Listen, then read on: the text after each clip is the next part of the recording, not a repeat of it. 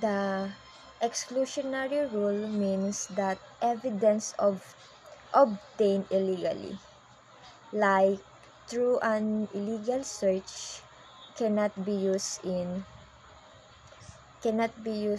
court, while the fruit of the poisonous tree doctrine is is an extension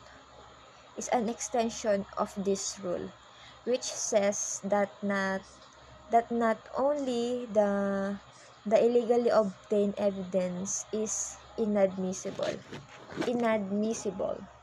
but also any evidence that comes from it. Um, for example, if police make an illegal search and find a cell phone, that phone cannot be used in trial. And if they use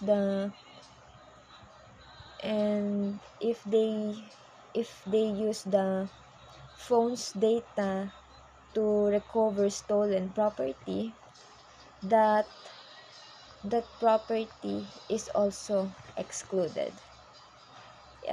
In short,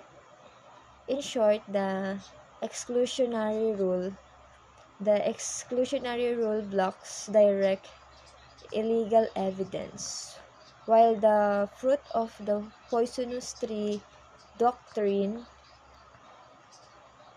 the poisonous tree doctrine blocks both the original and all evidence derived from it.